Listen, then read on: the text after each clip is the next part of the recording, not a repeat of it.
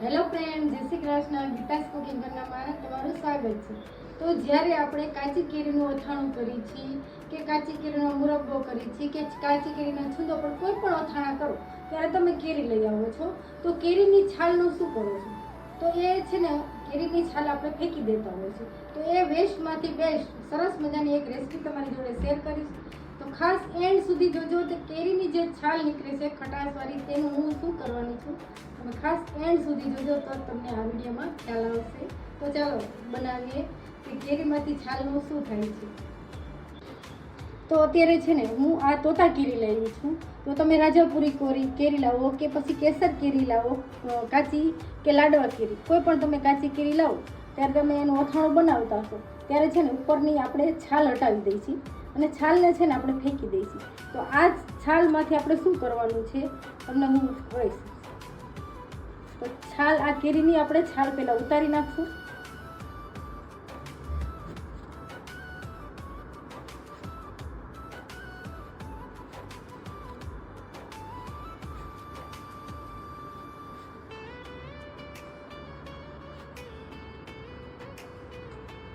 તો તમે જોઈ શકશો આપણે છે ને બધી કેરીમાંથી છાલ કાઢી નાખી છે.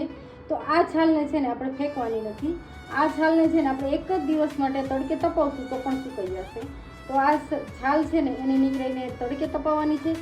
તો જ્યારે પણ તમે અથાણું બનાવો છો તો એમાં રાજાપુરી કેરી લઈ આવો છો. તો રાજાપુરી કેરી હોય એનો ગોટલાનો ભાગ પણ આપણે ફેંકી દઈએ છીએ અને છાલનો પણ ભાગ ફેંકી દઈએ છીએ. તો કેટલી હોય કે 3-3 કિલો આપણે કેરી લઈ આવતા હોય છે, એને છાલ ફેંકી દઈશું. તો છાલ તમારે ફેંકવાની નહીં.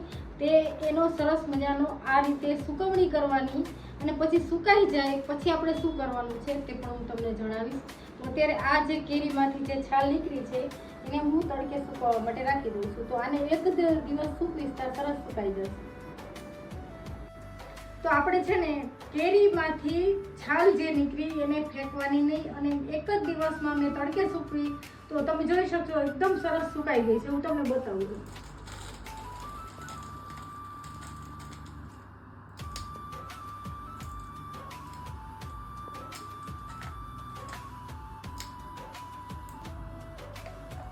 હવે આ છાલ જે આપણે છે સુકવણી કરેલી છે એને છે ને આપણે આ રીતે તોડી અને મિક્સર જારમાં એડ કરી અને આપણે એનો પાવડર બનાવવાનો છે. તો આ પાવડરમાંથી છે ને તમે પિત્તરના કોઈ પણ વાસણ ઉટકી શકો તો એમાં આપણે યુઝ કરી શકીએ. તો તમે પિત્તરની જો આ જોઈ મારી આ ત્રાંબા પિત્તરનું કોઈ પણ વાસણ હોય, પૂજાનું વાસણ, તો તમે આનાથી વાસણ ઉટકી શકો. હું તમને ઉટકીને પણ બતાવીશ. તો આનો આપણે અત્યારે પાવડર કરશું મિક્સર જારમાં.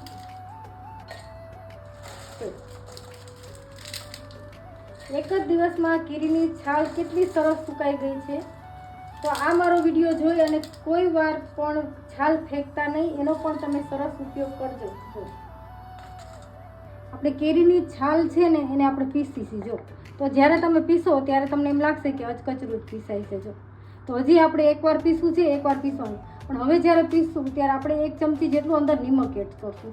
તો નિમક એડ કરવાથી ખટાશ અને નિમકનો બંનેનો ભાગ જ્યારે આવશે ત્યારે આપણે તાંબા પિત્તળનું વાસણ ઉટકશું તો એટલું સરસ ચમકદાર થશે. તો હવે પાછું આને પીસી લઈશું એટલે સ્મૂથ સરસ પીસાય નિમકના હિસાબે આપણે. તો હવે પીસી લઈશું. તો જો તમે જોઈ શકશો પાવડર આપણો પીસાઈ ગયો છે. તો આટલો અચકચરો હશે તો પણ ચાલશે. તો એક છે ને કોઈ પણ વાસણમાં આપણે કાઢી લઈશું. તો આને તમે છે ને સ્ટોર કરી શકો. તમારે જેટલા દિવસ સ્ટોર કરવું હોય તેટલા દિવસ અને બહાર જ રાખે. આ એક પિત્તાંબરીનું કામ કરશે. તમારે બહારથી પિત્તાંબરી નહીં લેવી પડે. હવે મારી પાસે પૂજાના વાસણ છે આટલા. તો દિવેલિયા છે, તમે કોઈ પણ વાસણ જે પૂજાના હોય તે ઉટકી શકો. હવે કેવી રીતે ઉટકવાના તે પણ બતાવું. તો છે ને મેં પાણી લીધું છે એક બાઉલમાં. તો પહેલાં પાણીવાળું આપણે વાસણ કરવાનું અને પછી જે આ પાવડર છે એ આપણે થોડો હાથ ઉપર લેવાનો અને એને છે ને હાથથી આ રીતે ઘસવાનું. થોડી વાર ઘસશું એટલે એકદમ સરસ ચમકદાર આપણું વાસણ થઈ જશે.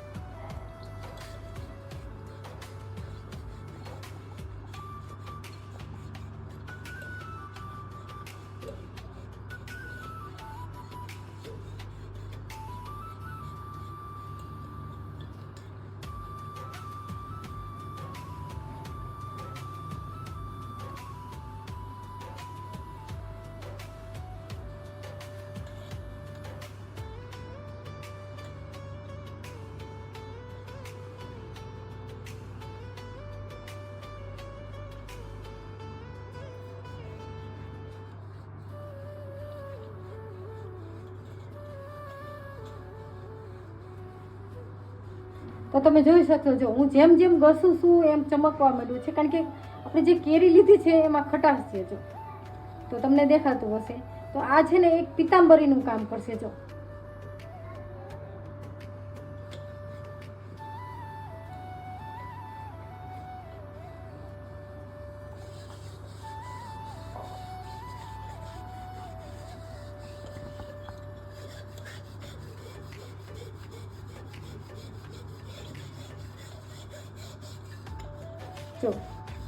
તો તમે જોઈ શકશો 1 જ મિનિટમાં કેટલી સરસ થઈ ગઈ. તો હું ધોઈને બતાવું તમને.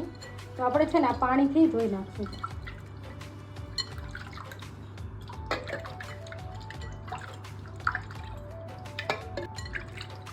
જો તો તમને એવું બતાવું કેટલી ચમકદાર અને સરસ ખટાશના હિસાબે તો અંદર પણ કેટલી સરસ થઈ ગઈ. જો હજી તમારે એકવાર ઉટકવું હોય તો ઉટકી શકાય, પણ નોર્મલ જ સરસ થઈ ગઈ. તો આપણે હવે આ પાણીથી ધોઈ નાખી. હવે છે ને આપણે ચોખ્ખું પાણી લઈશું, તમને બતાવું છું. હવે આ ચોખ્ખું પાણી લીધું છે, તો એમાં પણ આપણે ધોઈ નાખશું ચોખ્ખી સરસ મજાની.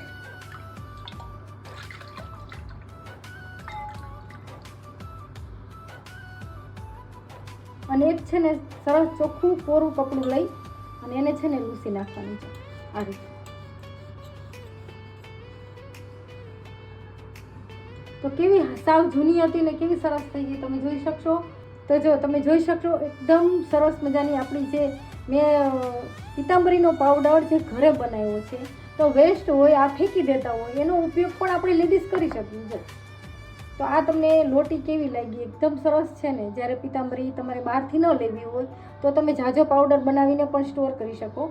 તો હવે મારી પાસે આ ત્રાંબાનું છે. ત્રાંબાનું તો આપણું ઉટકું આ પિત્તળનું છે, તો તેને પણ હું ઉટકીને બતાવું. જો તો એમાં એક થોડો પાવડર લઈશું, થોડું આપણે પાણી લઈશું અને એને ઘસશું. જો આ રીતે.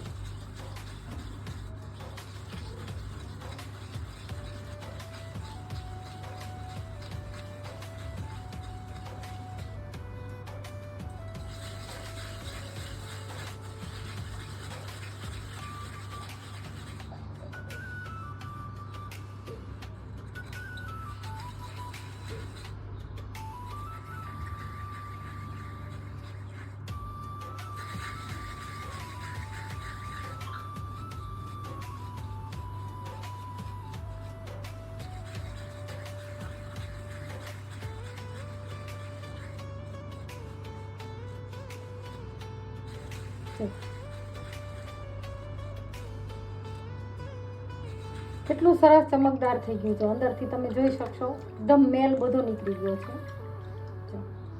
હવે આ આપણે કરી લીધું છે. તો આ કરવું હોય તો પણ કરી શકાય. એને હું પણ કરીને બતાવું તમને. એમાં પણ આપણે થોડો પાવડર લઈશું અને ધીનો હાથ કરશું અને એકદમ ક્લીન કરી નાખશું. જો આ રીતે ઘસીને. તો આમાં છે ને હંમેશા તમે કેરીનો જે પલ્પ તમારો પાવડર નીકળ્યો છે છાલનો, એમાં થોડું આપણે નિમક નાખવાનું. નિમકથી શું થશે કે તરત જ ઘસી એટલે સરસ અંદર શાઇનિંગ આવી જાય છે. એ રીતે બારે પણ ઉટકશું.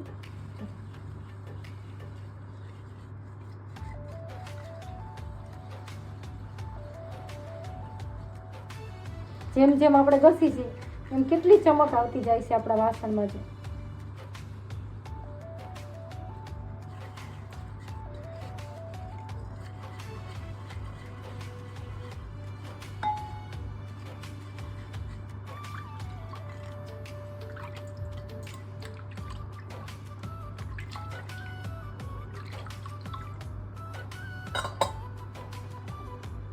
હવે છે ને આ બે વાસણને આપણે પાછું ચોખ્ખા પાણીથી ધોઈ નાખીએ. તો તમે જોઈ શકો કેટલી શાઇનિંગ સરસ આવી છે. અને હું પાછળથી નહીં પણ બતાવું તમને.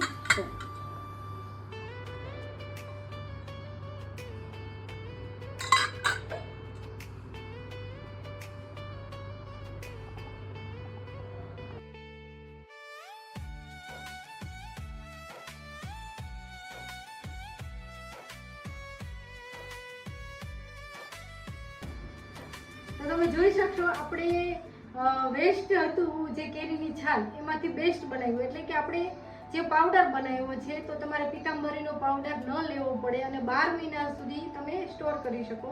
જ્યારે પણ પૂજા હોય, કથા હોય, નવરાત્રિ હોય ત્યારે પિત્તળના ત્રાંબાના જે પણ તમારે વાસણ ઉટકવો તો આ રીતે ક્લીન કરી શકાય આ જ પાવડરમાંથી. તો તમે જોઈ શકશો કાચી કેરીની છાલ આપણે જ્યારે પણ અથાણા કરીએ છીએ 3 કિલોના અથાણા કરી કે 4 કિલોના, અત્યારે તમે 1 જ કિલો કેરી લઈ આવી હતી એની છાલ ઉતારી અને તમને બતાવ્યું. તો હું જે કરું છું એ જ મેં તમારી જોડે રેસીપી શેર એટલે એક જાણકારી શેર કરી છે. એક નાનો એવો સરસ વિડીયો બનાવ્યો છે કે આપણે ગૃહિણીને ઉપયોગ થાય. આપણે કેરીની છાલ ફેંકી દઈએ છીએ તો એ હવેથી મારો વિડીયો જોઈને ખાસ ફેંકતા નહીં. આ રીતે તમે સરસ મજાનો પિતાંબરી પાવડર બનાવજો. આમાં પણ કેરીની ખટાશ હોય છે. તો આ એક સરસ મજાનો મેં જાણકારી સાથે એક વિડીયો બનાવ્યો છે. તો જો મારો આ વિડીયો ગમે તો તમે પણ ફોલો કરજો અને તમે તમારા કુટુંબમાં કોઈને પણ શેર કરજો. આ જાણકારી સરસ મજાની છે. તો જો મારા વિડીયો ગમે તો લાઈક, શેર અને સબસ્ક્રાઈબ જરૂરથી કરજો. અને ગુજરાતી બહેન છું તો ખાસ સપોર્ટ કરજો. દરરોજ રાતે 10 વાગે લાઈવ આવું છું અને સરસ સરસ રેસીપી શેર કરું છું. અને આજે એક વિડીયો બનાવ્યો છે તો દરરોજ રાતે 10 વાગે વેલકમ જરૂરથી આવજો. અને આ વિડીયો તમને ગમે તો સબસ્ક્રાઈબ જરૂરથી કરી લેજો. Thank you.